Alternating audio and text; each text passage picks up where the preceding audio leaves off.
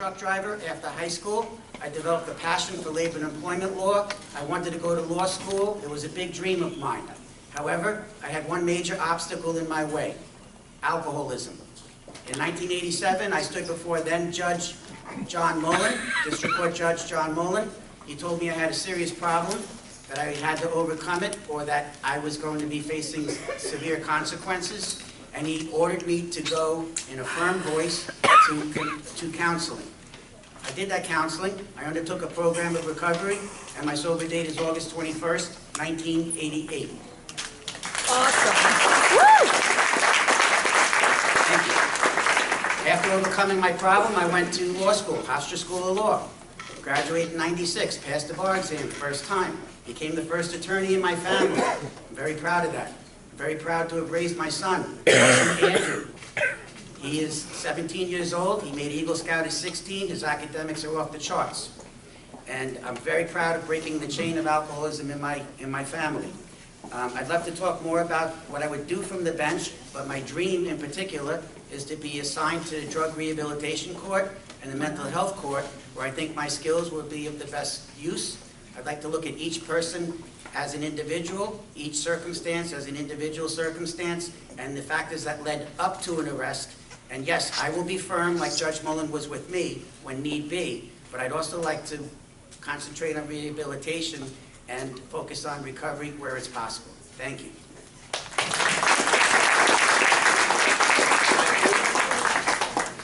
Appreciate you coming out tonight. Do we have any other Babylon District Court judges here? We didn't check in? We're going to move to the Huntington Town District Judge, Cheryl Helfer. We'll have 2 minutes to address the community. Hi everybody, it's nice to see everyone on this nasty day. I'm a 32-year resident of Dix Hills. Actually, I raised my children around the corner, and it's really a pleasure to be back in this building. It's been a while since I've been here. Just to give you a little bit of information about me, I have my bachelor's in French from SUNY Albany, my master's in Chinese from St. John's University, and my Juris Doctor, my law degree from St. John's University. I've been practicing law since 1981. First in a private. I've been practicing law for about 38 years. I started out in private practice. I spent 20 years after that working with the Islip Town Attorney's Office, rising to the level of Deputy Town Attorney. After that, I was fortunate enough to get elected as Family Court Judge, where I spent 10 years. I love Family Court. I don't know what you're talking about.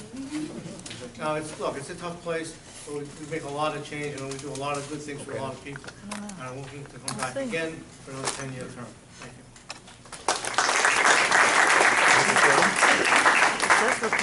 Thank you. We thank you all for coming out tonight to present yourselves to our community. Thank you. Good luck with your elections. Maybe not. Well, what's wrong?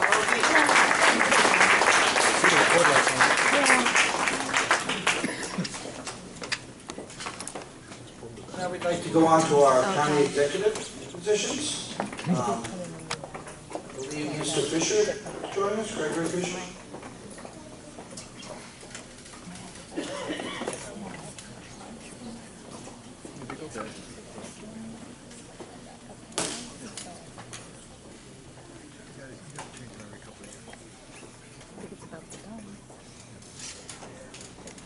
We're going to start out with your 2 minutes, and then if there's any questions, we'll let 1 or 2 come from the community, even though there's no one else here that's running. That's to your advantage. I hope so. Hi, I'm Greg Fisher, and I'm running for county executive as a Libertarian on row F, down at the bottom. Now, I did something this year intentionally. In the past, I've run as a major party candidate, but I'm so upset by the partisan divide that's hurting our nation, both at Albany and Washington and even Hop Hog, that I chose to run as a Libertarian, the guy in the middle. Purple tie, a little red, a little blue. Take the best from both sides, try and encourage compromise, working together. Now, what we're seeing this year, which is especially frightening in my world, is economic collapse for this county. And the comptroller of the state of New York had to step in and tell our local county comptroller how bad it was, and our county executive how bad it was. But you know how your friends and your family are moving away. And you know that what we've lost is opportunity and the promises of prosperity. Now, there was an era in American history they called the Great American Prosperity. And that started the downturn in the 80s. And there's things we haven't done at every level of government that's made it worse.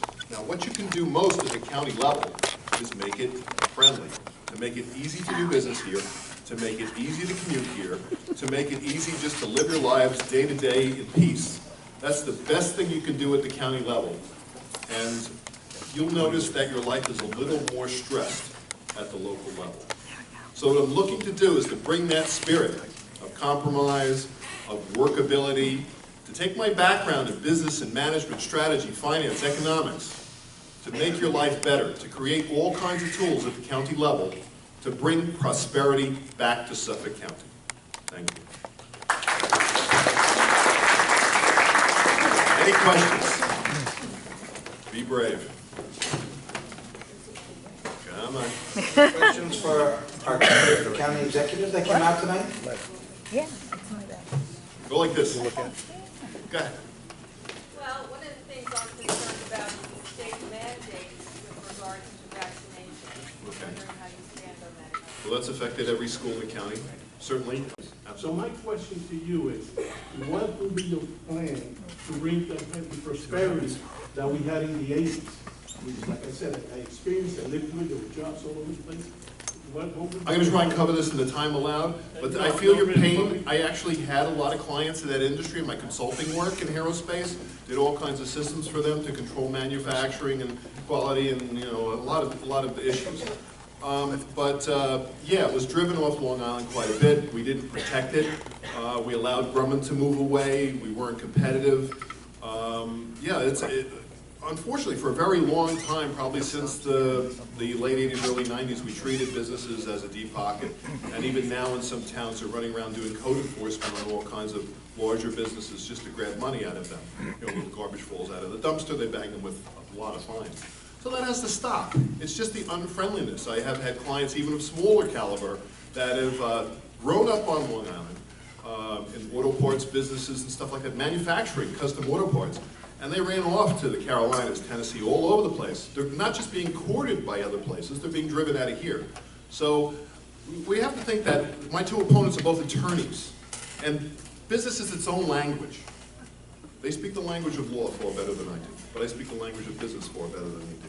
And this is the crisis. This is what needs to be addressed, to do the outreach, to make sure we have the resources and build the proper resource centers to help businesses for finance and staffing and marketing, whatever we have to do, just like we help people on unemployment. We have to do that here for businesses. We have to do that kind of work. And if we create something exciting, let's say we use the former Grumman site in Calverton for a biotech park. We have to have the people that can speak the language and go out there and invite different other companies to build something like they have at Research Trial Park in North Carolina. So it's a matter of speaking the language and doing the proper protection of businesses. Thank you. We'll give you a couple of minutes for a closing statement. Well, economies are like an ecology. We always talk about protecting species. And if you actually lose a species, whether it's plant or animal, you lose so much more, and that's what's happened here. And this gentleman presented an example of one industry, but out of that one industry, not just aerospace, you had all kinds of wiring and all kinds of what they call waveguide, where you funnel microwave signals through, and hundreds of things most people don't even realize. So when you lose any one segment, any one business, it has a cascading effect. And I assert that none of the government here for 40 years, at least 30, but maybe 40 years, has had a sensitivity to that. They've said, somebody else will fill it. And that's not really the case. So in addition to that, we have to look at what's happening now with the blighting. So one of the things I'm proposing is a vacancy tax to force properties back on the market or to get them out completely. progressive vacancy tax. We've got to get rid of some of this empty space all along Long Island, force some of the rents down. And we didn't mention ecological things, which are very important. The water is a calamity. It's a complete disaster. And not only do we have to improve the quality of water, we have to put in what's called gray water, G-R-E-Y water, to recycle water and take the stress off the aquifer. We have to put a temporary moratorium on the high-tech septic systems because many of them don't work. We have to think of that. I would like to put a fee or a ban on glyphosate and on high nitrogen fertilizer. There's a lot of little micro points to fill in because we've been so wrong on so many things. The health department has to be reformed to provide wellness. We have to start to teach our people how to be well, and in the face of what we have is tremendous cancer clusters and illnesses. So we need somebody that's really going to get into the details. It's going to audit all these departments. There's 600 plus departments, including non-governmental departments. Almost none of them are audited. There's tremendous inefficiencies. There's tremendous management problems. And you're going to need somebody that's going to do it in a gentle way, not with an axe, who's going to allow for attrition and retraining, because these are people. They have families, and they have needs, and they have cash flows, and they have mortgages.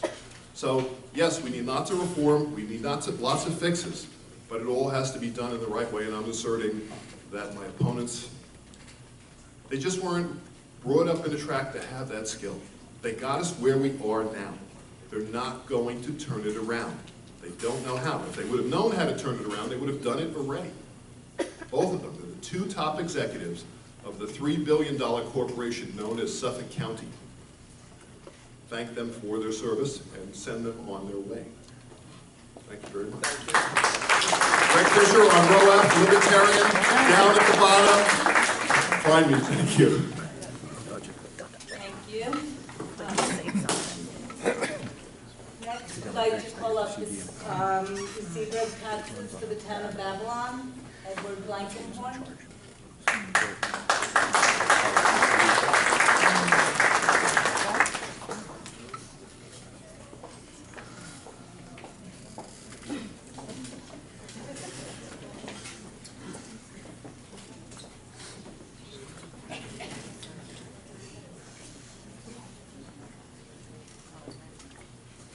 Thank you. My name is Ed Blankenhorn. I'm running for receiver of taxes in the town of Babylon. Receiver of taxes is a job, it's a little different from politics.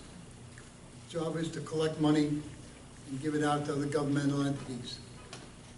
But it's more complex than that.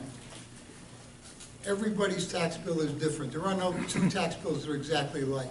It depends what your house is worth, what school district you live in, are you in an incorporated village, do you have sewer districts, and a bunch of other fees. Suffolk County Police or Amityville Village Police, it all matters, it all determines what your town tax bill is. Excuse me, if you could just pull the mic a little closer, Oh. sorry. I'm sorry.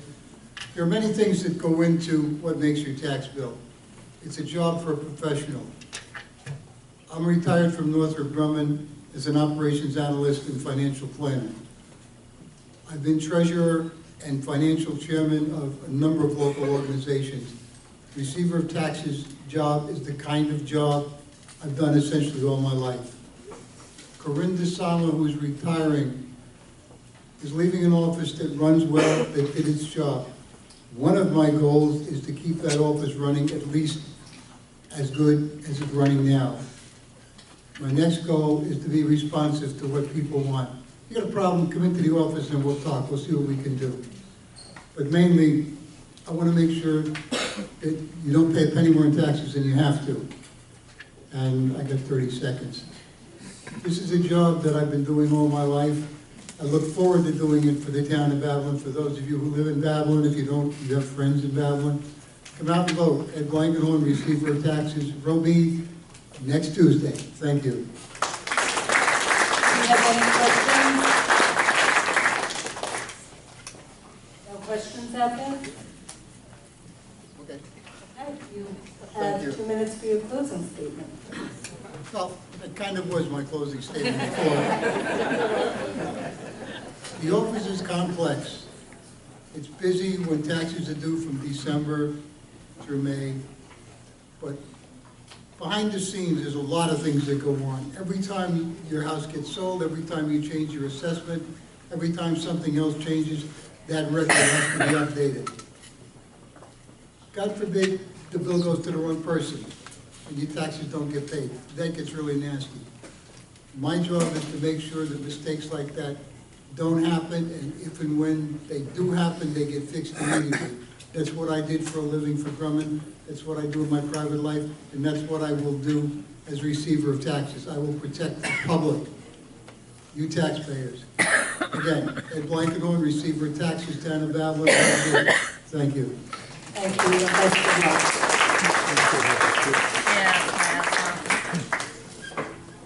Next, we're going to ask to start with our county legislators. The 17th district we'll start with. Mr. Donnelly and Tom Donnelly and Rebecca Lenario. You'll have 2 minutes to make your opening statement, and then questions from the audience. Thanks, folks. Thank you. So, good evening, everybody. Just by way of intro, my name is Tom Donnelly. I'm the current legislator in the 17th Legislative District, for those that don't know who I am. Prior to my election to the 17th Legislative District in 2017, I served as a member of the Babylon Town Board. And for those, again, that don't know, the 17th Legislative District comprises components of the town of Huntington as well as the town of Babylon. And I cover a big portion of the Heffalo School District along with my colleague, Legislator Sue Berlin. So I don't really have a platform for those folks that know who I am. Generally, it's kind of a low-key approach to government. Mostly, it's about you and your issues. I focus a great deal on constituent issues, constituent services. I bring a sense of fiscal responsibility to the legislature. I served on the operating budget the first 2 years that I was a member of the legislature, and both times we were able to keep the operating budget and the capital budget under the state mandated 2% tax cap.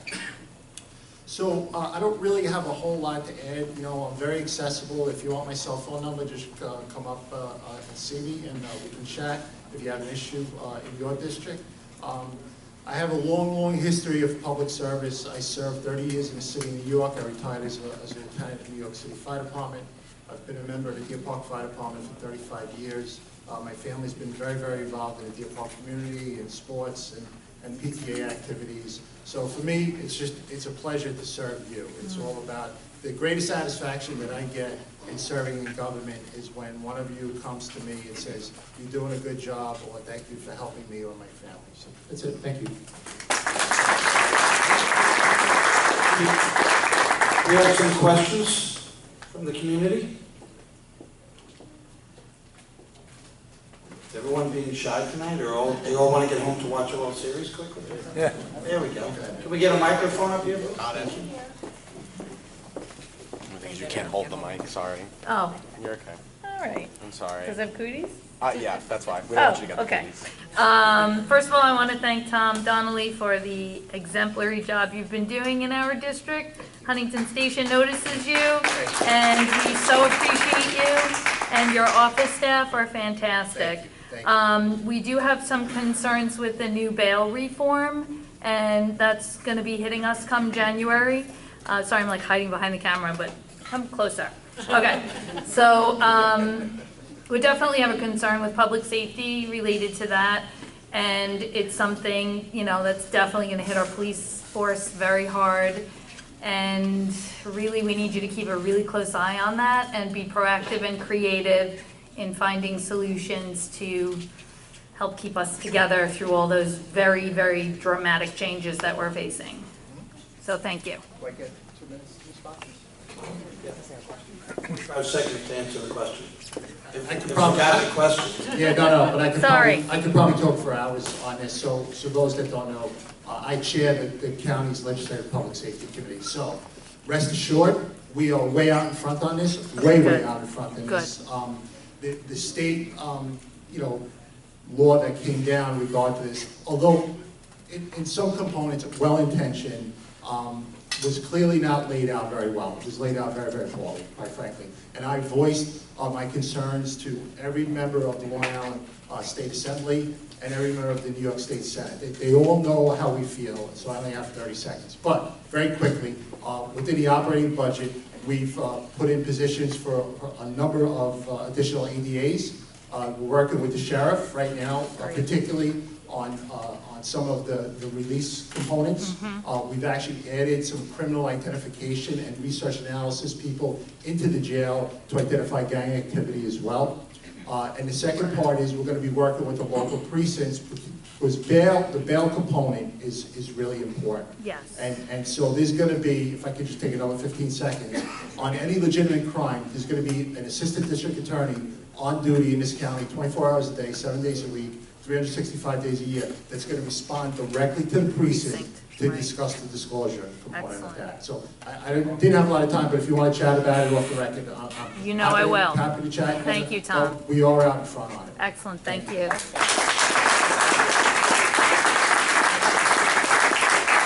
Do you have any other questions? Thank you. You get to make a closing. Yeah. Just simply, you know, I'm here to serve you. I will give you all my contact phone number, contact info if you want to come and see me. I don't have an agenda. I focus on public service. That's what I do best. I work across the aisle to the degree possible. I always approach an issue as a non-political issue. I'm not a name caller. I don't get involved in any of that. I feel it's way, way beneath me, quite frankly, and there's nothing more important to me, and I tell this to my kids all the time. When they put you in the ground, the only thing that you have is your integrity left. So that is the most important thing to me, and my service to you goes in that vein. Thank you, everybody. Thank you very much.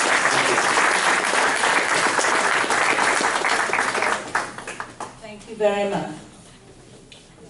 Next, we're going to call up the Office of the County Legislature, Suffolk County Legislator Sue Berland and Hector Gavia.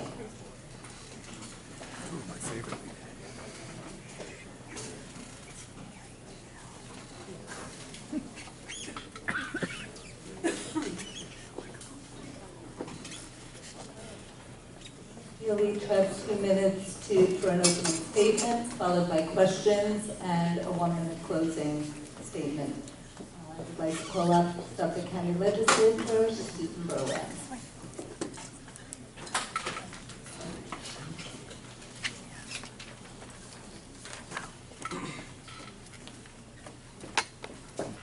Thank you. Good evening, everyone. It's a pleasure to be here. I'm Susan Berland. I'm your Suffolk County Legislator. Prior to that, I was on the Huntington Town Board for 16 years. I'm a proud Half Hollow Hills parent. All 4 of my kids graduated from East. I'm working very hard in my first term in the legislature. I've passed 25 pieces of legislation. I'm on 8 committees. I chair the Veterans Committee. I'm the Vice Chair of Economic Development. I serve on Public Safety with Legislator Donnelly and 5 other committees. I love service to the community. I have dedicated my career to public service, and my constituent services, I think, are incredibly important to me and to the entire district. The 16th district is in 3 towns, so I have the rest of Dix Hills and parts of Huntington, and also Doc Spencer has some other parts of Huntington. And I go into Deer Park. There are districts in Deer Park, and there are also districts in Islip, which is Brentwood and North Bayshore. So we're in 3 towns and trying to make a difference in the life of everybody in the 16th district, as well as everybody in Suffolk County. And I ask you, the thing I ask for everybody here is do your research. Check me out. Look at my website, susanberland.com, see what I've done for the district, what I did for the town of Huntington, and give me a call anytime, send me a text message, anything, and I'd be more than happy to answer all of your questions. And I really want to thank you all for being here tonight. Half Hollow Hills always comes out. They always care about the representatives that they want to elect, and I thank each and every one of you for being here. I appreciate it.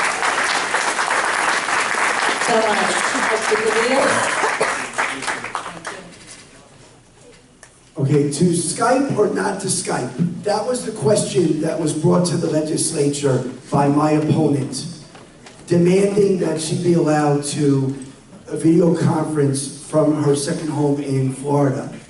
And I think it was quite appropriate for me to be very critical of that, especially when the entire legislature opposed it and it created a major problem instead of dealing with the real issues at hand.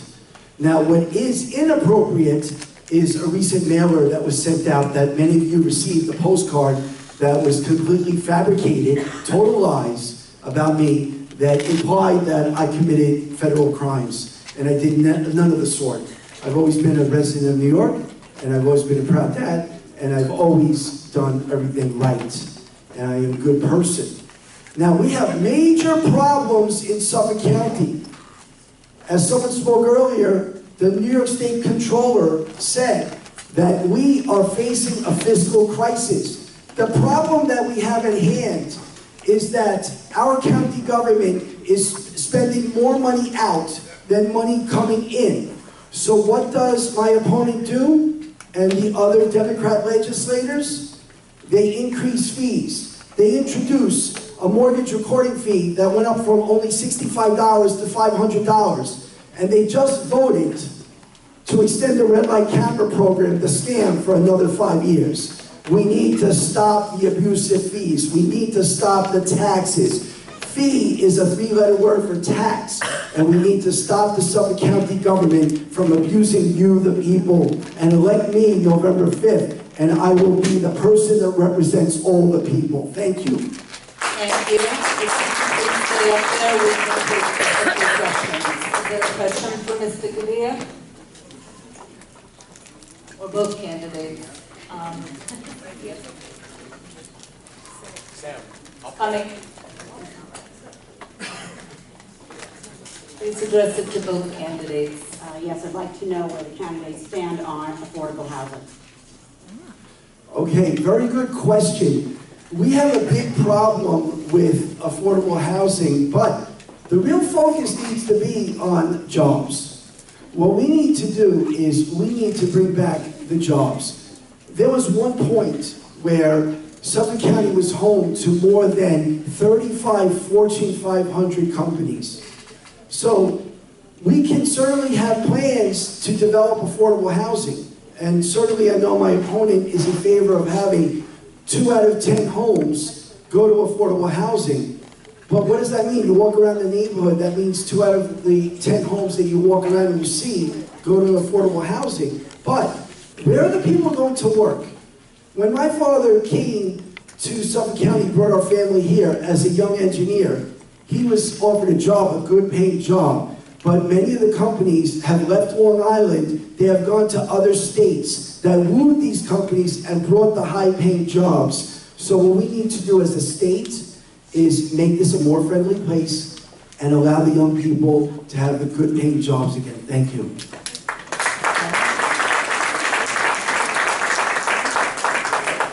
Well, I think as you can see, my opponent kind of makes things up about me as he goes along. So 2 out of 10 homes, I don't know where that came from, but the town of Huntington has a 20% set aside, so maybe he meant percentage. I don't know. But I did pass a piece of legislation that requires whenever there is affordable housing in a development which is market rate, that those affordable units stay affordable in perpetuity. Because what happens is if you build something, if the developer comes in and builds something and gets, higher density or gets to build, and then those affordable units go to market rate, they get a windfall 20 years later. I don't agree with that. I think we should have affordable housing in perpetuity. Can I just have a minute to respond to some of the things you said? Or 30 seconds. Okay. Let me just talk to you quickly about Skype. Skype, in 2000, in the year 2000, New York State Legislature approved Skyping into meetings, public meetings. So when I was on vacation with my family, which, we all take vacation. Everybody takes a vacation. I'm on vacation with my family, and I could have taken an excused absence, and no one would have even known that I was on vacation. But I wanted to do my job when I was there. So I asked, could I Skype into these meetings? Because I thought that would be great. Because I have skin cancer, so I'm not lying on a beach. Contrary to what the Republican names that they've called me about, lying on a beach and things about my body and really disgusting names, which they tend to do, I was at home. So what I said was I would want to sit there and Skype and be in the meetings, which I did. I sat there in a chair for 7 hours. He testified for 15 minutes and left. The reason that the rest of it didn't pass is because the Republican legislators don't want to have to Skype in on their vacation. Because they figure if I do it, they all have to do it. I'm just trying to do my job. You can stay up there.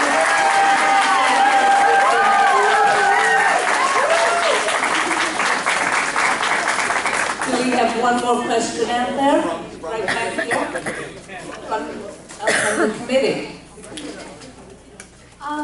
You talked about lowering taxes and being a representative of the community, but you haven't said how. How do you plan to do these things? Okay, well first, what my opponent said, I raised fees. I actually...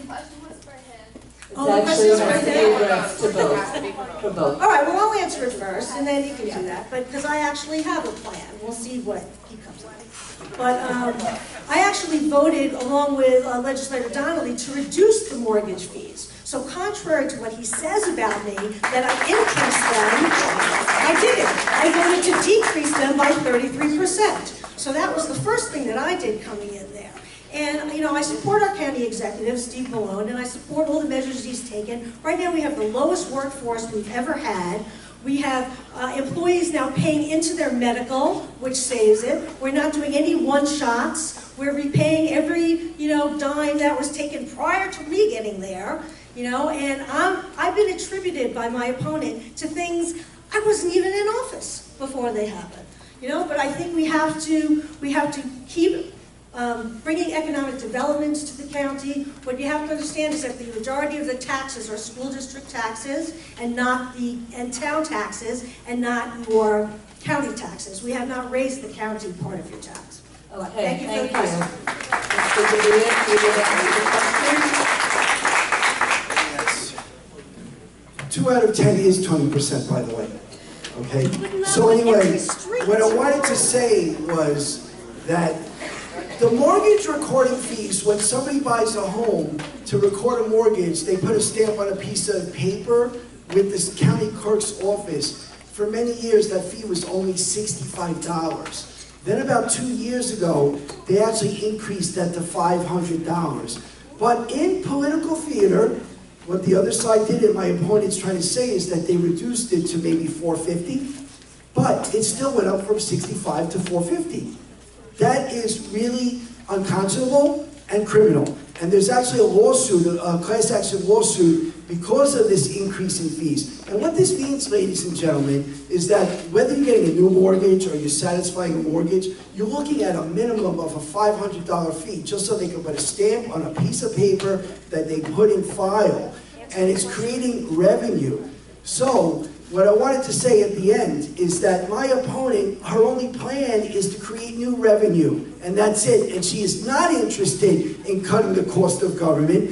And what you'll see is if you elect her, your fees will go up, your taxes will go up, and it'll be even more difficult to live here in Suffolk County. Okay, thank you. I think we're going to, if you can stay up for Mr. Day, we are going to take one more question. Actually, we'll take 2 more questions. So my question is, what do you plan on doing to keep millennials on Long Island? Okay, so one of the things that we need to do, okay, is we need to focus on job placement. And should you elect me, because I do have a business acumen and I do have a good way of speaking with other people at other levels, we have to talk to people at the state level to bring back large companies. You know, at one time, we had Grumman that employed more than 25,000 people. And almost every office space, I'm talking about the Huntington Quadrangle, I'm talking about Calverton, I'm talking about all over Long Island. People were employed, and they had great paying jobs. This idea, this notion that 2 out of every 10 units are going to be rental units, what you're really doing is you're putting people in poverty in perpetuity. because only those people that are lucky enough to win the lottery are those people that will get the affordable units. What about the rest of the people? What about the other 80%? What people don't realize is that that type of program creates and forces the 80% to subsidize the 20%, and in reality, that increases everyone's cost of living. It's basic economics, everybody. Thank you. Thank you. Okay, just wow. To keep millennials here, you need to provide housing for them and job opportunities. And contrary to my opponent, I do not believe that workforce housing is Section 8 housing, and I don't believe it's us against them. If we keep our children here and we provide places for them to live and we provide good jobs for them, they will stay here. There are a lot of companies that the first question they're asking is, where am I going to house my employees? My opponent does not support any kind of workforce housing. He says high-density housing is not appropriate, although he owned a 6-unit apartment building, apparently, in Miami, but so it's okay for him, but it's not okay for anybody else. And this 2 out of 10 thing, he doesn't understand that, first of all, zoning issues are town issues. If he wants to be in charge of zoning, he should run for the town board. He wants to do other issues, but he wants to abolish the Suffolk County Legislature and at the same time run for it. But your question is, you really need to work to create jobs for young people and create housing for them so that they will stay.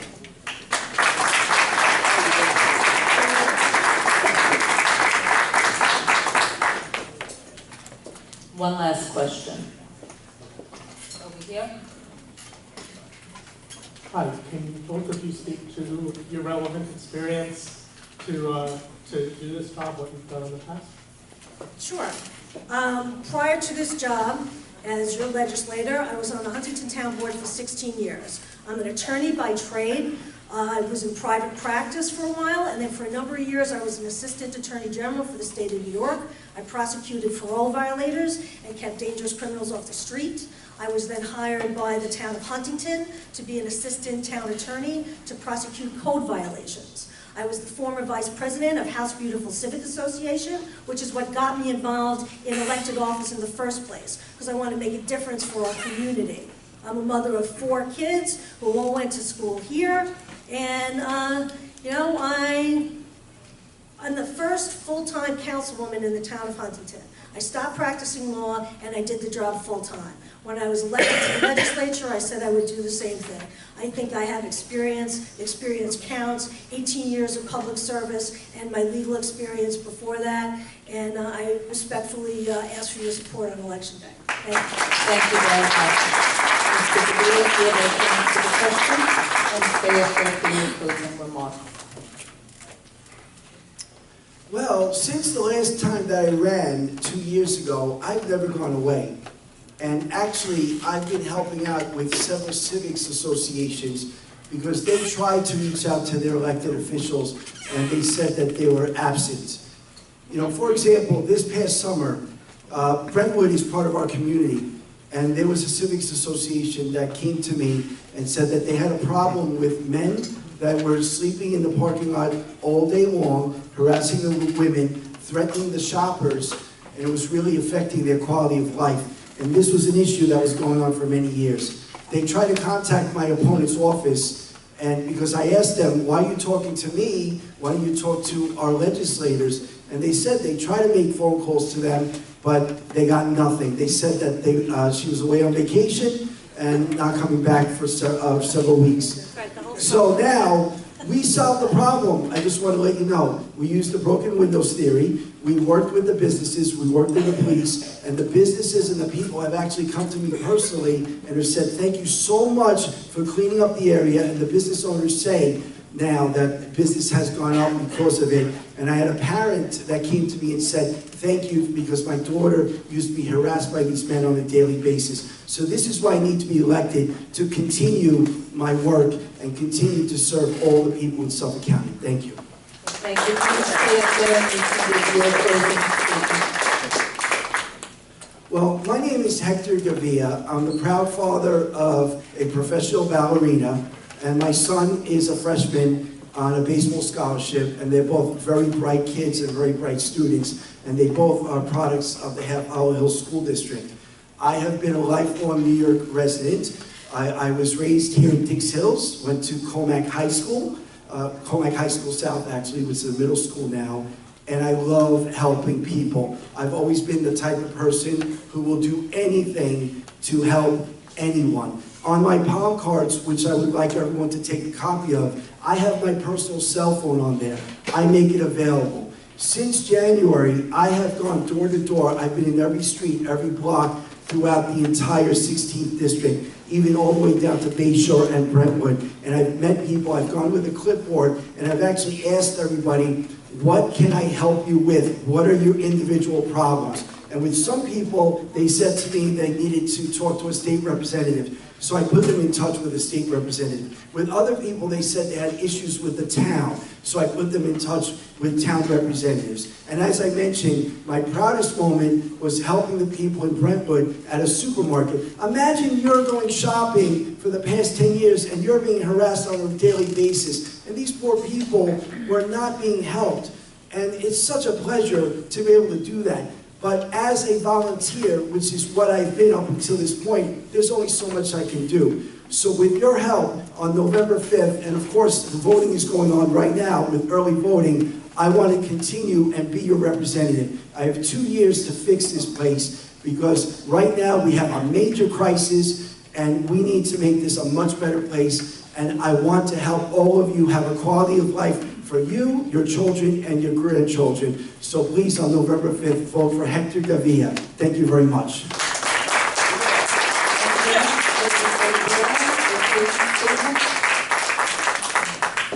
Well, again, I really want to thank everybody for coming here tonight and participating in the political process at Half Hollow Hills.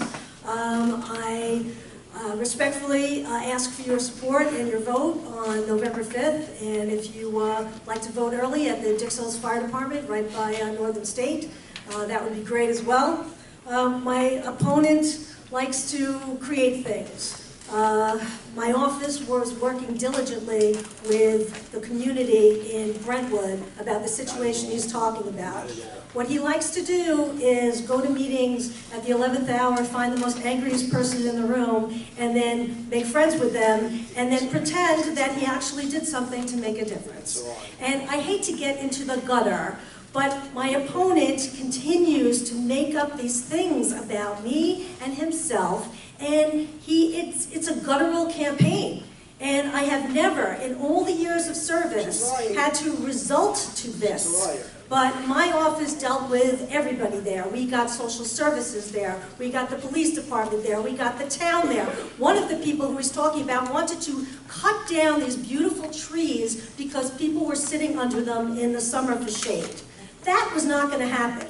Did they trim them? They did. But they weren't going to cut down trees to get those people out of that community because that's what he wants. I am not that person. We are so different. Please do your research. Look me up. Look at my website. Look at all the things that I've done and stand for. Then look at his website. See the names he calls me. See the things he says. See what he really stands for. Deport everyone who's here illegally. No affordable housing. No high-density housing. No anything. He's no, no, no. No red light cameras. No, no, no. He's the candidate of no. I'm the candidate of yes, I will help you, and yes, I want to continue to do it.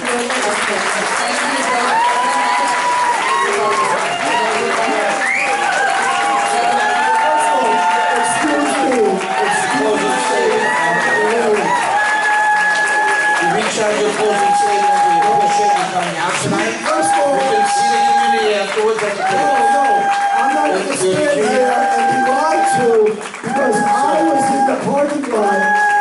Excuse me, respect please. I was in the parking lot being attacked by the homeless people. I was there being harassed by Mr. Gavia, please. Mr. Gavia, please have a seat. You can talk to the community. We have her closing statement, just like you did. That wasn't an attack. statement. I'm sorry? Excuse me. She had a closing statement just like the rest. First of all, that was an attack, and... You're both welcome. You're both welcome to stay here and address... No. I am going to say that I was in the parking lot. I was personally attacked by these homeless people, and I helped those people. And she was absent from them. And you know what? You can speak to the people and Brett for yourself. You're a liar, my friend. Please have a seat. Thank you. Next, we'd like to invite our Huntington Town Council members that are here tonight to greet the community.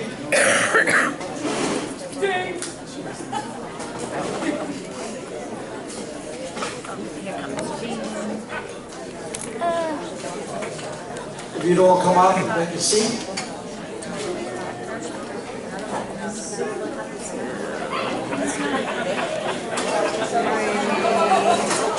Councilman Cook. One more.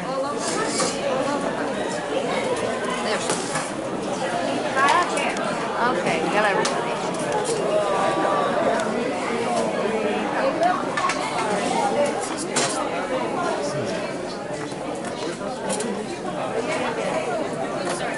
Hi, how are you?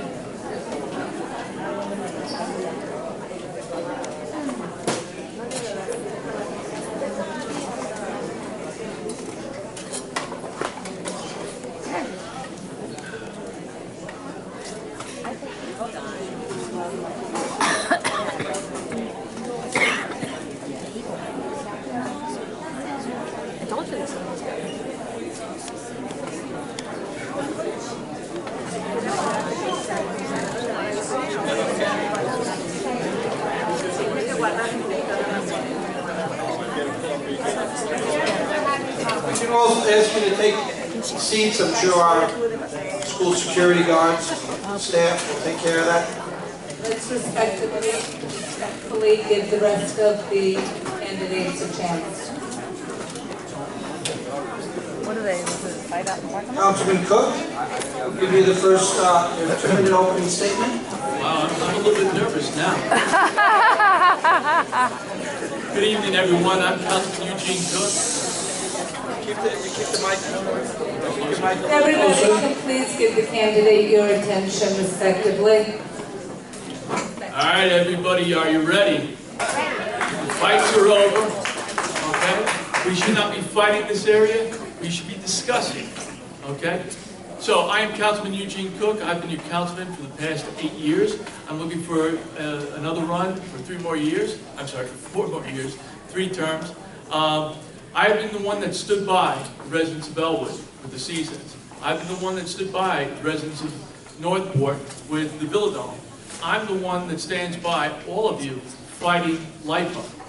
I am proud of all the work that I've done, and I'm looking for your vote before, actually you can do honor before November 5th, next Tuesday, a week from today. I've worked diligently to take care of all of you in regards to any kind of issues that may have come up, and I am very proud of all the work that I do.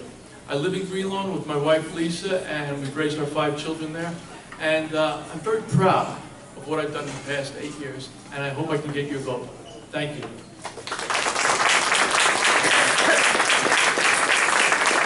Next we'll have Councilwoman Joan Sergel.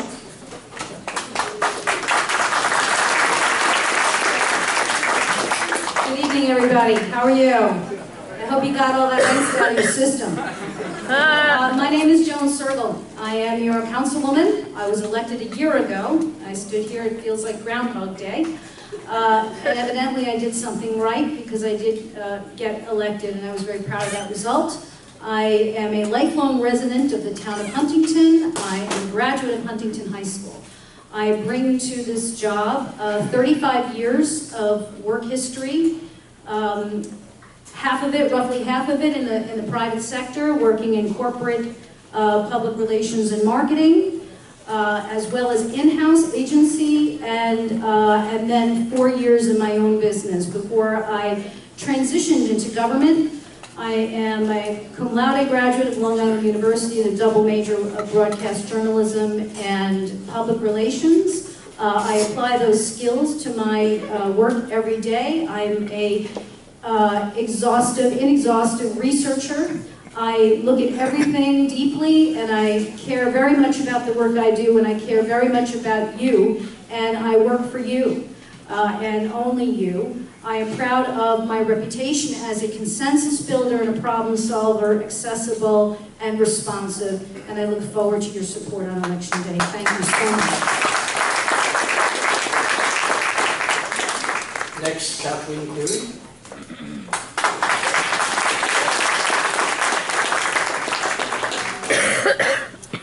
Good evening, everyone. I'm Kathleen Cleary, and I'm running for Huntington Town Council. I want to thank you for having me here and all the hard work that the PTA does. I was thinking on the way here about my mother was part of the PTA when I was younger, when we lived in Massapequa. And in fact, she was for a year a PTA president. And she had taken that job because no one wanted it. They were closing one of our schools, the elementary schools that I had gone to, and had needed to transfer all those students over to another elementary school. And I'm sure you can imagine that people were very upset about it. They wanted the kids to be able to walk to school, not have to take buses, and everyone really loved our tiny little school. But what I saw from my mother really inspired me. She was very strong, determined, available, and really persuasive. And another thing is thick-skinned. She really needed to have that. And those are all the skills that I have inherited from her. And so, and I think that all those things are really good for somebody that is going to be running for office. This is my second time running. I was here last year when I ran for state senate. But in addition to all the great skills that I've received from my mother, I also have a business background as a contract manager, 25 years working with financial services companies. I've worked with difficult people under trying circumstances. I'm also a consensus builder. I've managed multi-billion-dollar projects. I have worked on state and local contracts. And I'm the person that would bring people together to make sure that our client was satisfied, we were being paid on time, and we managed within our budget. I'm not afraid to highlight issues or to create the strategies to fix those. Again, all skills that are required and needed on the town board. I ask for your support. Thank you very much. Next, Patrick Deegan.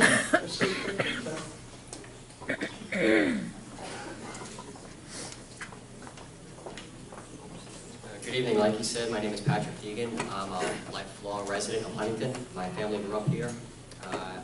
Grew up with a family that was civically active. It's the first opportunity I've actually had to speak to any large group within this campaign that actually has students and children in it. And it's kind of interesting that we just had this little outburst take place because all I keep hearing about is the representation of children and the future of our kids and what it's going to be like for them to live here with toxic environments, water quality issues, what's going to happen with the tax burden of LIPA. And I've heard some grandiose ideas coming from other constituents and as well as the panel itself. But the best answers are going to come from the kids in this room that are sitting here quiet while all the adults discuss their futures. And they just saw nothing better than a schoolyard fight take place, and I just witnessed a representative and a candidate being escorted out by security. And I'm curious what kind of example we're setting as adults for the children in this room. So, can I have a 10-second crowd? If you could please hold your applause. No, I'm sorry, but I'm one of these people that steps up to run when you often hear about, oh, people should do this. Well, here I am. The argument is, though, I don't have a chance because I only have one line and I'm not fundraising. Okay, I'm not going knocking door to door with a can saying, I need you to give me money so I can buy pens, pencils, cozies. What do we have over here? It's a plethora of promotional items. Also, we can sit up here, get 2 minutes to tell you who we are, and you can judge us as people and figure out how this is going to affect your lives. So if you want to talk later, I'll be here all night. There's going to be no fist fights from this point on. And I'd really appreciate it if you see a student or a child next to you, encourage them, please. I've heard from the adults in this room. I know many of you. We've been through this many times. This is who we're here to represent and defend, isn't it? Give them a chance, please. Thank you.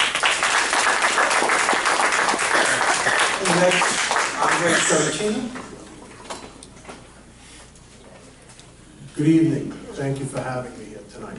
I'm Andre Sorrentino. I am running for town board. I'm a lifelong resident of Huntington. My parents came here from Italy. They're in Huntington as well. We grew up here. We live in Huntington. My 2 children and my wife, we live in Huntington as well. I am one of the biggest community supporters in our town. And for me, that's what it's about. It's about the community. I run a body shop with my brother. We've had our ups and downs. I'm sure there's questions. Yes, we've had tax issues. Yes, we've settled them. Also, I also want to say is that I'm elected fire commissioner. I run big budgets with the fire commission. I am also a activist against cyber bullying. So you won't see the outburst from me in an audience like that ever. I will not be pushed to that. It's not worth it. And I agree with Kathleen. Thank you. Thank you. I agree with Kathleen on this as well. To me, there's no place for that in this arena, and you have to have a thick skin. And it's true. And I've learned that in the 5 months that I've been doing this, and it's just not worth losing your cool over. So I appreciate you. Thank you for having me here. Thank you. Thank you. You stay up at the podium. We're going to go in reverse order. Hopefully I don't mess this up because we have a large group here, but let's get a couple of powerhouse questions here that are relevant to the town board, please. Town council. Pick one out. We have one in the back there. Yep, gentlemen. If you can give him the mic. And realize, remember, this question is for all 5 of the candidates. Okay, my question is, what is your position on illegal immigration, and especially regarding to the immigrants that hang out at the CVS on Pulaski Road looking for jobs? We understand that, you know, people have to eat and people have to you know, feed their families and whatnot. I just want to know, what is your position, and what do you plan to do to remedy that situation? Okay, yes. So it was my understanding there was a place that the town had for them that they used to congregate and get picked up in the mornings when they would go to work. I believe that the state and the county should get together with this one. I mean, they want to work, which is a good thing, obviously, but in front of someone's business, I know I would have an issue if my wife or children went there and there was 40 people in front. They might feel a little intimidated to get out of their vehicle in order to go shopping there. So I would love to be a part of finding a remedy for this with the county and the state together. I don't think the town can do it by themselves. Thank you. Yes, now we're going to have Patrick Teagan. Same question. I'm going to give a little plug for the group sitting in front. I think the Madams is here. I had an interview yesterday where we discussed this. I've written about it, and I've also gone on record about this. I don't really believe in taking resident tax funded dollars to pay for a work labor site that, for all intents and purposes, might not be for the residents. I don't believe we should be building a labor site for residents of Smithtown and Huntington. Nobody's addressed the question of whether or not it's a loitering situation, an illegal immigrant situation, but people just looking for work.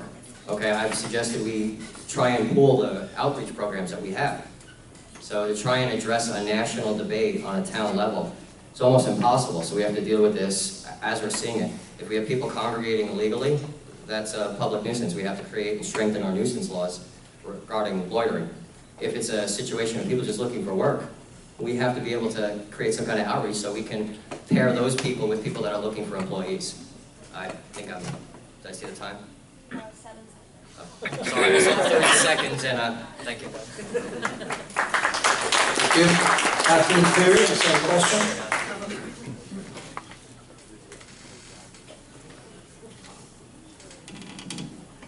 Yeah, so I understand about the people waiting in front of the CVS looking for work, and there had been a site that was used for laborers, but it was problematic in that there were issues in people pulling in contractors and not being able to get out, and so it wasn't a good process then.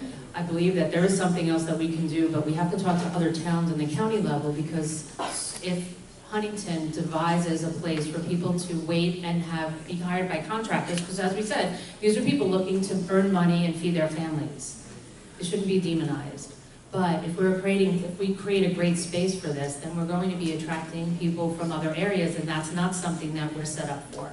So it has to be talked about, you know, at the local level, but we also need to be able to talk about it at the county level also, and I think island-wide, because we are close to Nassau County. So this is, and we said, it's an issue that's national, not just locate, you know, not just in town of Huntington. Sorry. Joan Circle? Hi, so we know that immigration is a federal issue and very controversial, but the reality is there are persons who are winding up on Main Street as a result of whatever failures there are in Washington. And once they end up on our main streets in Huntington, they're ours. We take care of them. We did once have a labor site, and I'm very familiar with the labor site because when I was in the supervisor's office for 11 years, part of those years, I was helping to manage that site. The site was no longer serving the purpose for which it was originally intended for various reasons, including technology. There was no longer a need for a site. There was also a lot of difficulties with the men who were competing for the same work and piling on cars. So yes, we do need to get together and figure this out. Part of that, I would like to revive our Huntington Opportunity Resource Center, reestablish our Huntington Leadership Council, and get together and bring the right parties to the table to figure this out. This has to be a community conversation. I'm up for it. Thank you.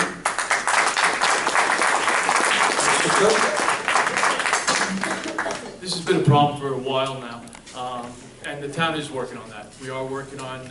You can pull the microphone a little closer. Sure. You hear it here, but they don't hear it in the back. I'm sorry.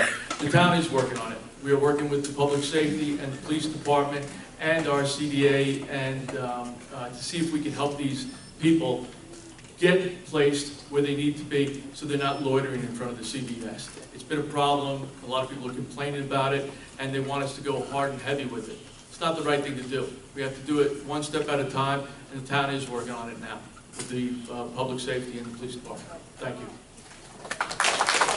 If you stay up there, Mr. Clerk, you're going to take the next question.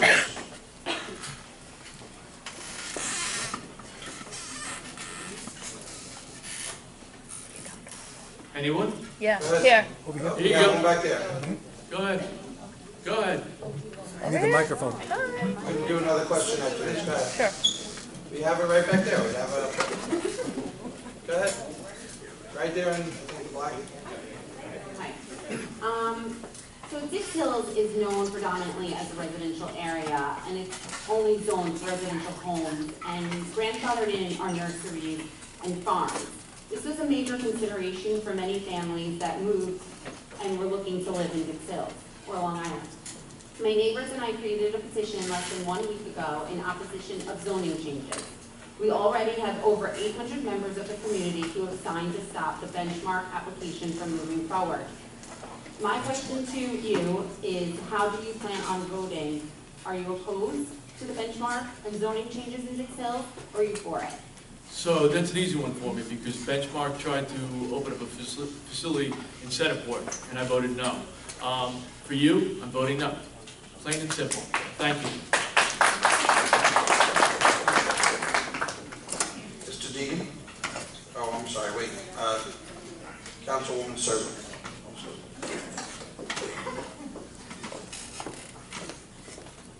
So nothing is ever cut and dry. Neither is this application. I did have the opportunity to look at the application and was told by the applicant that a community meeting was scheduled in the beginning earlier this year, and that there was no concerns about that.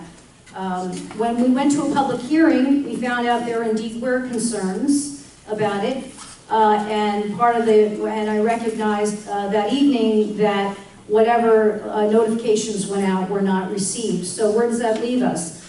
We asked for a chance for the community to sit with the applicant to work out whatever concerns there are. And I believe with adversity, we have opportunity. I understand the concerns that are out there, but I believe that All deserve a chance to sit at the table and decide, and until such time as that happens, I do reserve my judgment on how I will be voting. Thank you. Kathleen Cleary, same question.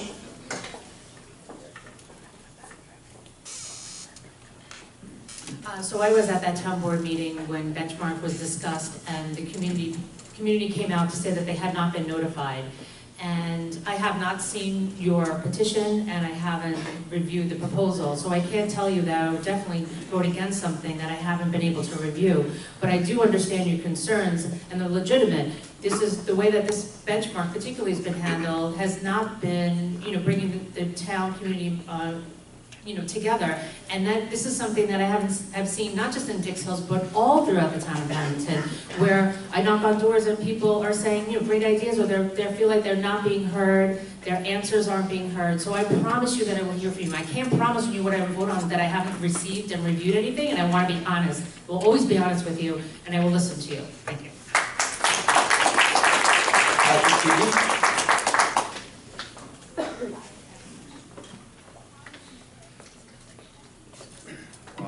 Standing on resumes, I'm a member of the benchmark group. I've also been one of the leaders that stood up against Villadome. We also have been fighting Indian Hills development. And I stand against any zone changes right now, considering the density and traffic problems we're having.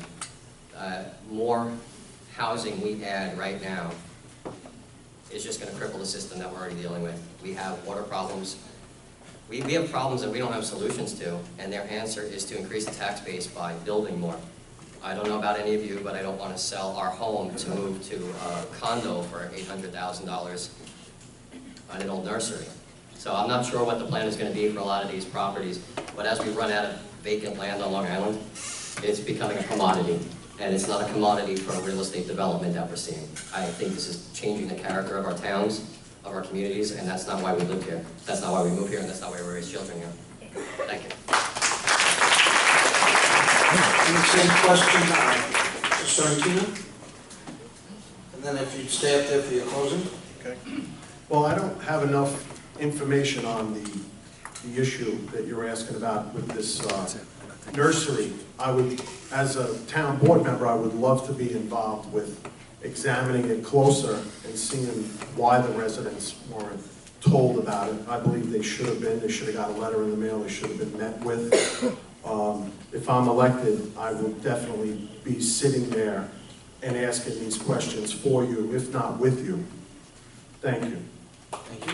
You'll have 2 minutes to give your closing statement, tell the community about it. Yes, so lucky enough, if I'm elected, I plan on still doing what I do. I'm an elected fire commissioner. I plan on keeping that position. I also like to get more involved with development projects, things like that, and watch over items that we're all concerned about. The water, obviously LIPA is a big deal, and yes, I will fight LIPA for you. I'm not here just to roll my eyes at me while I'm talking, but thank you, Mr. Bento. I am into this for a reason. I love helping people, love to help people. I don't get paid to help people. So if someone can take a page out of my book and just do this much for the community, I've been doing it my whole life. This is nothing new for me. I love to help. I will be there for people, and I will be there with you, beside you. Thank you very much. Any questions? There's no questions now, but what we'll do is you can all stay here. The community can all see you at your tables and get direct contact and hand out literature. Thank you very much for having me. Mr. Dean, 2-minute closing? Yes.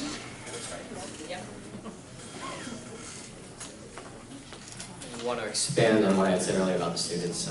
We keep hearing stories about how we're going to represent the future. And again, not a question from a student. I saw them walking around with microphones.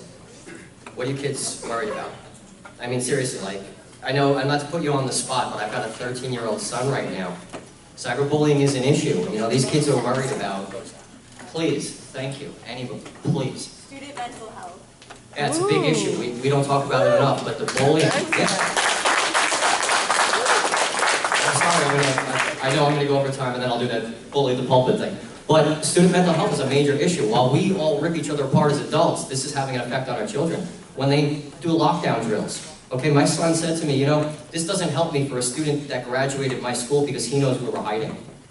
And we're going to sit here and pretend like we're adults all day saying, oh, it's okay to our kids. I think sometimes the kids have the best answers. I'm talking about how to fix the environment, phytoremediation and bioextraction, okay? They don't understand these words, okay? That's the reality that we're living in. We talk about 5G with ionizing and non-ionizing radiation. This wasn't in their syllabus for the most part. So not only are you kids the future of this town and this country, you're going to have to step up like no other generation did. All right, you hear about the baby boomers, you hear about the millennials. I'm Generation X, so what you can thank us for is a lot of your music, skateboarding, X Games. Yeah, no, seriously, and most of the trends that you see coming back. By the way, they should have gone out in the 80s and should never have come back. Okay? Don't raid your parents' closet anymore. But if we're going to sit up here and honestly posture in front of our kids, we're going to have to incorporate kids to the table. I see them wearing suits, and I saw them handing out microphones while adults ask questions, with all due respect, that were mediocre. You know, we have honor students here, and I think that's the future that we need to tap into. Thank you. Kathleen Cleary, your closing.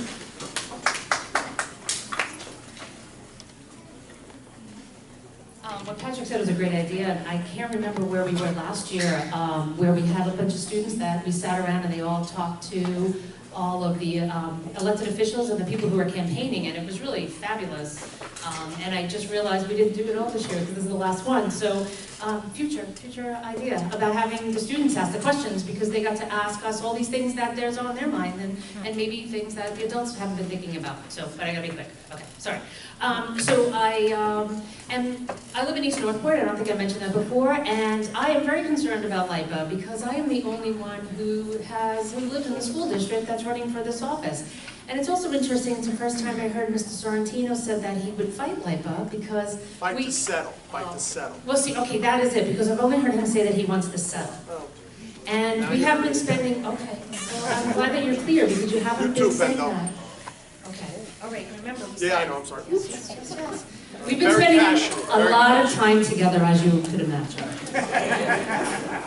So, okay, so quickly, how much time? I don't know how much time I have. All right, I will give you 1 minute. Okay, so apart from running for office, I have been a volunteer for Let New York Vote, so early voting, Ray, I'm so happy about that. Also, I've been working with campaign finance reform. Another thing we talked about are our tchotchkes that we bought. We need to be lowering campaign finance contributions, and we need to be opening it up to lower donations, because what happens is people can be influenced by the amount of money that they have raised and from whom. So that's another thing I would like to change, not at the town level, but just overall. Again, LIPA, we need to be able to focus on that, not just at town of Huntington. It's affecting all of New York State. It has to be pushed up more towards the governor. I have told you about my background. I think I have an excellent skill set to be your town board. I am a hard worker and will be listening to you, as I said, and I really want to continue to make our town, well, our great town, even better, and I hope you vote for me. Thank you. Councilwoman Sergio.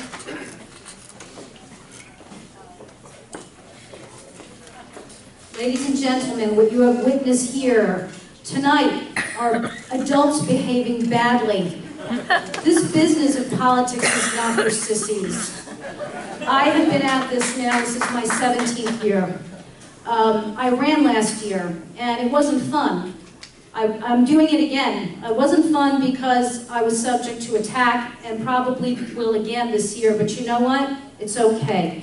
Because what you need in this business is to be strong and have the right temperament. Because people are going to tell you things that you don't want to hear. And you're going to have to behave like a grown-up. And that's how I've been during my 17 years in government, helping people solve their problems, not taking things personally, understanding that when people have problems, they sometimes have to vent. And your job is to help them solve it without taking offense. So I promise to continue doing that for you as long as you will elect me, and I look forward to working for you and serving you. I have another minute, so I can talk some more. I have served for 11 years. I cut my teeth solving problems in the town supervisor's office. I've been the head of Economic Development Corporation, Local Development Corporation. I was elevated to be the director of the Huntington Community Development Agency, where I administered the HUD grant funding to assist our low and moderate income population. I have had a hand, I'm one of the pioneers in Huntington Station revitalization. I've used my writing skills to bring in over $25 million to the town of Huntington, which has helped to keep taxes down. I vote to keep our taxes down. I vote against fees, and I'm working for you, and I am so happy to be here. And thank you so much for listening to us and rewarding us for good behavior. Thank you. And Councilman Cook. Wow, this is a lively crowd tonight. So my name is Councilman Eugene Cook, and I've been your councilman for 8 years, and I'm proud of all the things that I've done. Fighting LIPA, fighting benchmark, fighting diseases, standing by all of you. And that's what you should be elected. Someone that stands by you every time. I have set up for, in Huntington Station, with the PAL, the Police Athletic League, to have free soccer tournaments and training for the children there. 250 children have shown up this year, and it's been an awesome success. This is what I do. This is what I love to do. I was the one that put in term limits, 3 4-year terms. It took a while. It was a fight. But I had told my kids, I'm going to go in, put in term limits, and I'm going to go out on those term limits. Now, in the past, people could say a lot of things, oh, you promised this, you promised that. That's not the case. The case is, I'm here. This will be my last term as councilman, guaranteed. Mark Cumberton, who I saw before, was here for 22 years on the board. He has still another 3 terms if he wants it, okay, because it's when it goes into effect. I'm here for all of you, and I really appreciate all of you coming out tonight in this rainy weather, and I'm sorry for the commotion because everybody's right. It should not be happening here, and this is where it should be discussed. Each and every one of us should have a say and be heard without any kind of violence or issues that are going on.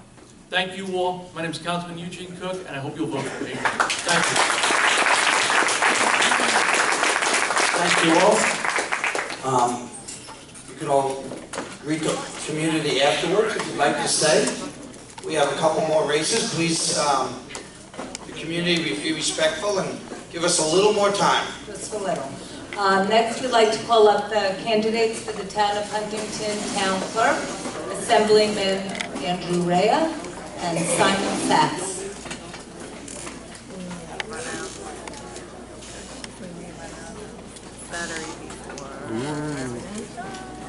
We promise that these will be exciting also. Not charged.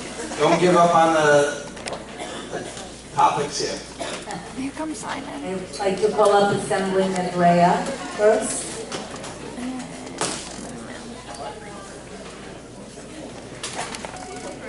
Where are you? I promise you, Simon and I are very friendly. Good evening, I'm New York State Assemblyman Andrew Rea. It's been an honor to represent you in Albany for the past 17 years, and I'm proud of my record of service to the residents of Dix Hills. The town clerk's office is not a policy-making office. It's an administrative office that operates under 20 different state and local laws. Direct working knowledge and experience with the office is imperative. As your assemblyman, I've had the opportunity to actually work on a number of the laws that the town clerk has to operate under. So why am I running? I love my job as an assemblyman, but for 38 years, one could argue I've been training, learning, and studying to be your next town clerk. Countless dinner conversations around the table created many of the award-winning programs and services that my mother has been honored with. In fact, she's up in Albany right now receiving another honor. When I was just in 10th grade, I used to help her fill out state archive grant forms to help finance her award-winning archives. So I've been immersed in this job my entire life. In 8th grade, most kids want to be firemen or doctors. I wanted to be town clerk. That's how long my mother's been in office, and I've been studying to be your next town clerk. But as well run as the office is, both Simon and I, my opponent, agree, there's always things you can change with technology, and allowing credit card purchases will be one of my top priorities. That being said, you have to get permission from the town board to be able to get a new computer operating system. I plan on continuing her legacy of lobbying the town board to get that done. I'd also like to see Freedom of Information FOIL requests be centralized through the town clerk's office, because right now you have to go to every single different department, you don't know what to ask for. Your town clerk should be responsible for the transparency in government. Thank you, I look forward to answering this question. Thank you. Simon Sachs.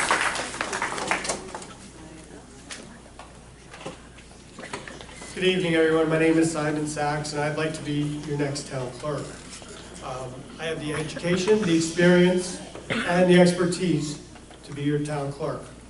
I went to Manasquan School down the street here, and I went to Signal Hill, and I went to West Hollow, and I went to Half Hollow Hills. I'm a graduate of Half Hollow Hills West. I attended Syracuse University. I went to City University of New York Law School and got my JD. I spent a year at Harvard studying ethics and government. I want to connect the people of our town to their government. I was an adjudication officer. I did over 5,000 citizenship applications and was trained by the federal government in document fraud recognition. To do FOIL requests is something that is quite in my wheelhouse. I worked at the New York State Senate under the Office of the Secretary and started the first online town hall for the people of New York State. I also drafted the guidelines for mass communication I drafted the mass communication guidelines for senators to be able to communicate with their constituents using Facebook and Twitter. I spent a year with Senator Owen Johnson doing constituent services and serving people. That's what I want to do. Utilizing cost-effective technology to move the clerk's office into the future with online license processing, online bill pay, and online interactive town hall with closed captioning. If I'm elected clerk, I will provide an environment of inclusion, accessibility, and transparency. The role of the clerk is to be a pivot, to hear your voices, and to make sure the services that you're eligible for, you get. As an adjudication officer, I learned that lesson, and I ask for your opinion for town clerk. Thank you. Thank you. If you stay up there, Mr. Sachs, we'll take two questions from the audience. If everybody can please respectfully give these candidates your attention. I know it's been a long night. We're almost done. Are there any questions for both of the candidates? No questions? Student questions? Anybody? Somebody? Nobody. Okay. Mr. Sachs, you can give your closing statement. Okay. My grandfather came here on a boat, and on Thanksgiving Day, he arrived, and they threw him a big party, and they welcomed him. He thought it was for him, but it was Thanksgiving, and he always told that story at Thanksgiving to let us know gratitude and to understand what a great country, what a great town, what a great place we live in, and the opportunities we have. My grandfather worked his way up on the Lower East Side with a haberdashery business. My mom and dad also worked in the business. They worked hard so that I could come and live here and go to Half Hollow Hills School District. Dad was a principal, mom was a school teacher, but they still worked in the store too. My mother went on to become a civic association leader. She started House Beautiful Civic Association, Sheila Sachs, that was my mother. She taught me the meaning of we, the community. My dad and mom taught me the meaning of hard work, and they also taught me the meaning of integrity. As an adjudication officer, I used to listen to people applying for citizenship, and what I heard was people wanting to live in a place like our town, Huntington. They really wanted to move here, and they wanted to live in a life that we have here in Huntington. That's why my wife, Leslie, and I moved out here to Huntington 19 years ago. We've raised our children here. They've gone to public school here. My son is in college. Knocking on doors in Huntington, I hear the same thing. And going to the train station in the morning, I hear the same thing. It's you want the services that are efficient, you want user-friendly services that you're eligible for, and you want your voice to be heard. As a town clerk, I understand those requirements. I think I have the knowledge and the expertise to run the town clerk's office and move it into the future. Linda Schulman, who has endorsed my campaign, said, tell people that you should ask for a chance and ask for their vote. And if they don't like you, have them vote you out. So tonight, in my community, I ask for your vote. for town clerk. Thank you. Thank you. Councilwoman Ray, your closing statement? What do we got, 1, 2? 2. Wow. Okay. You know, this is my 10th time appearing before Half Hollow Hills, and I just want you to give yourselves a round of applause because these students are the best. I see them every year in Albany, and they're showing it again. You know, but every day we read about data breaches, your personal information all over the internet. The town clerk's office is the holder of some of your most vital records. Your children's birth certificates, your marriage license, your parents' death certificate. I have a proven record of public service and, more importantly, hands-on experience with the clerk's office. That is critical. This is something that I've been studying to do for 38 years, as I mentioned before. I've been elected 9 times by the residents of Dix Hills and given the trust to represent your interests in Albany. It's a trust I take very seriously, and I'm proud to be representing 5 different political parties this campaign. They put their trust in me. They represent the entire political spectrum from conservative to the very far left. They put their trust in me because they know I have a proven track record and they know I have the experience to be your next town clerk and continue the legacy of Joanne Rea. I have 30 years of legislative experience combined with a lifetime of studying to be your next town clerk. I ask you for your vote this season. I also want to give a shout out to my partner in government, Assemblyman Steve Stern. If I get elected, I will be leaving him, and he will be one of the people that I miss most in Albany. So God bless you, Steve. God bless everybody here, and thank you for yet another interesting candidate tonight at Hollow Hills. Thank you both, and good luck on the election.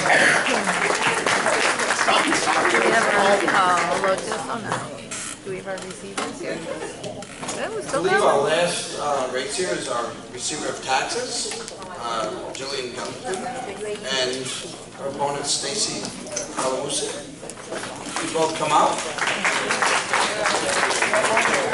Thank you for being patient. Thank the community also. Battery's done. The angry battery. West Howell Middle School, preparing for Halloween as we speak. I am so excited to be collecting the taxes in Huntington. I took office in 2017, just after that historic tax reform, the SALT tax.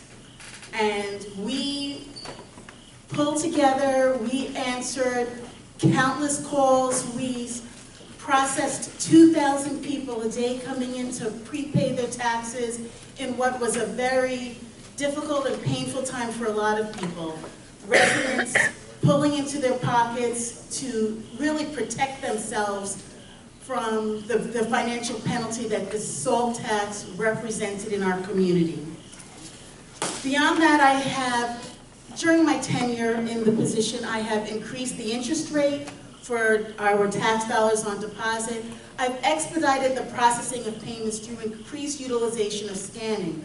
I've served as a resource in the community, providing residents with the tools to access the exemptions they're eligible for, giving them the information to evaluate their taxes. Our taxes are so high. If there's the possibility of us being able to reduce our taxes by exemption or grievance, we need to have that information so that we can take the necessary steps so that we can stay here. Beyond that, I've served as a resource for services in the community, cross-training staff, continuing education for my department. I'm an attorney of 24 years. I'm excited to bring that type of leadership to this top fiduciary role. This is a critical role for Huntington. Our tax warrant is over $1 billion. There's been no compromise to it. The 2 years that I've been there, audited, perfect records. I ask for your support to continue to serve this community that I love.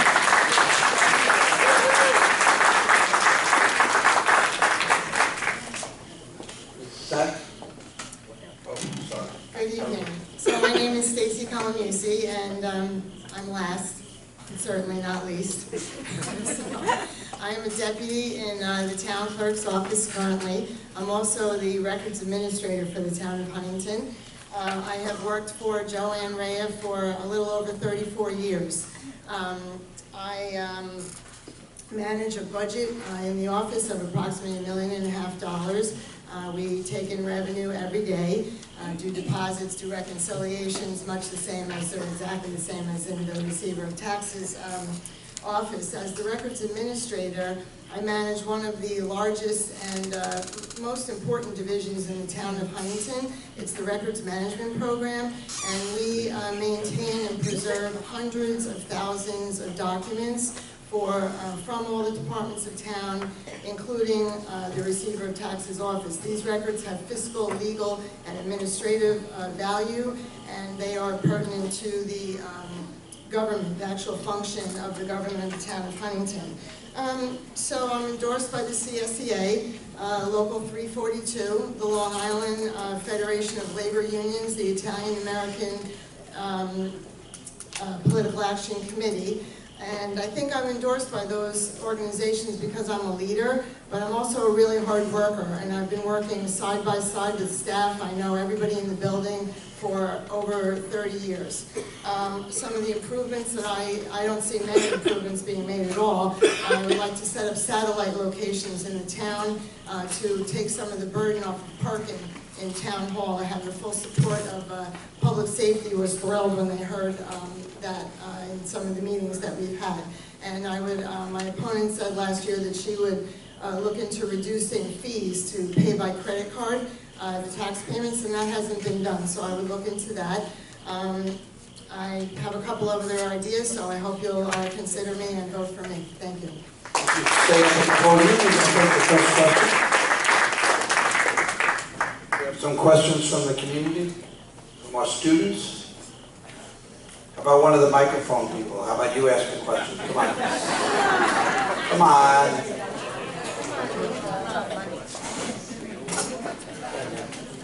So, kind of going back to what we talked about earlier, with the idea of like frictional unemployment and a lot of people losing their jobs. I'm sorry, could you start again? Sure. So what some people in the audience were talking about before, the idea of like frictional unemployment and jobs being lost to like mechanization, et cetera.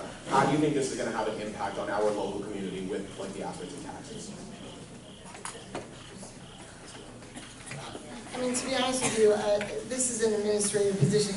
Repeat the end of the question for me. So like, with a lot of the jobs that people are no longer seeing because of like the ideas of frictional unemployment, how do you think that this is going to affect the position in the long term? This position of receiver of taxes is an administrative position. I mean, we still have to collect taxes here. I mean, I don't think it has any bearing. It's an administrative. You collect the taxes and you distribute them. So.